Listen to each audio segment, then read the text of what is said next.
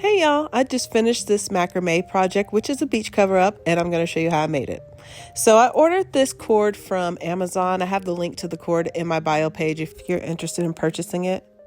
Next, I had to use 3 measuring tapes to measure out 196 inches.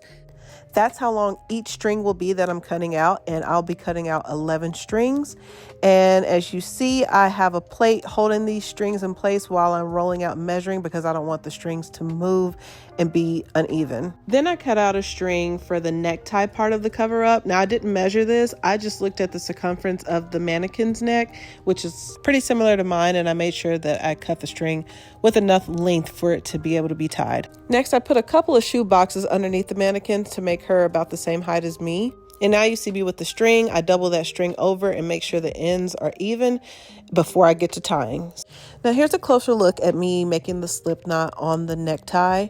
I literally am just making a loop at the top and then pulling those double strings through and pulling down so that it makes the knot. Now to start off this dress, I'm going to tie 5 of the 11 strings I cut out to the top of this dress. Now as I add another string, I use 2 of my fingers to measure out the space that I want between each string. So here it is all completed. Next, I'm going to try on the cover up to make sure the top part of it is wide enough for me, and it is, so now I'm about to start tying. To get this dress started, you're going to see me make a knot that's about 3 finger spaces away from the first set of knots. I learned the 3 finger spacing rule from tutorials that I watched on YouTube. All the tutorials that I've watched, I see them measure out the spacing with 3 of their fingers, and I guess this is how you keep each hole looking symmetrical. That's what I figure. Now mind you, all the tutorials I watch, none of them are in English, so I learn by watching their hands. I don't know what they're saying. Now make sure when you're tying your knots, you want to make sure you tie 2 knots. Your first knot will be a little loose, that way you can adjust, and then your second knot will be what keeps the knot secure. Here's my knots all finished, and now I'm about to start tying my knots to make a diamond pattern. Now as I start to tie my knots, I'm making sure that I use the 3 fingers to space out each knot.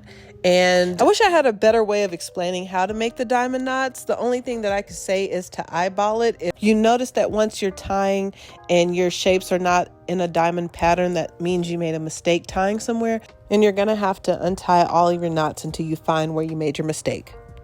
I will say on the side of the beach cover up, the shapes weren't very diamondish. I probably did something wrong. This is only my second macrame project, so I still have a lot to learn. And if there's anybody out there that can explain to me how to get the edges of the cover up right, I would greatly appreciate that.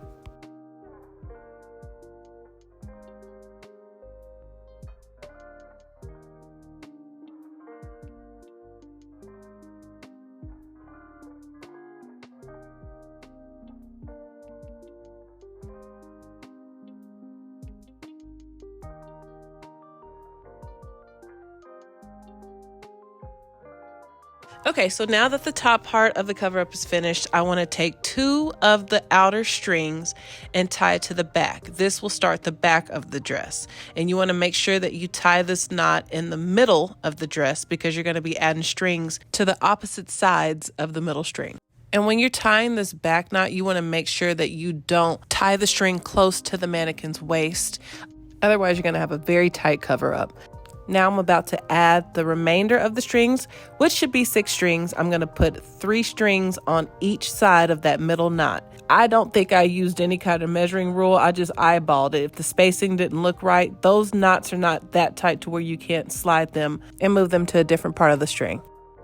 Again, I want to remind you that when you're adding string to your dress or whatever project you're doing, you want to make sure that you knot it twice so that your string can stay secure.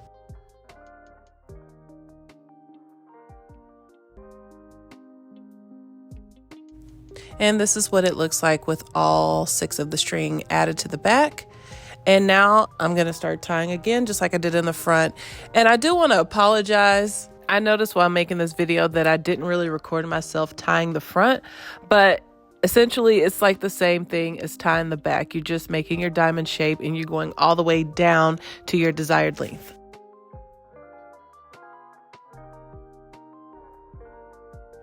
When I notice I'm getting closer to the bottom, I go ahead and try on the cover up just to make sure that it's long enough for me.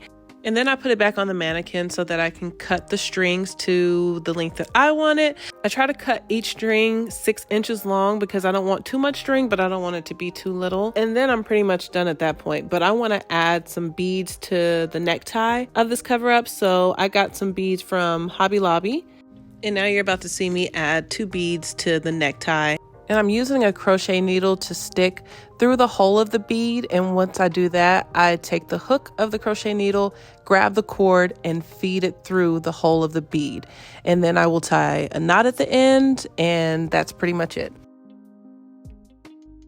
I cut off any excess string that doesn't need to be there. And now I'm completely finished with my cover up.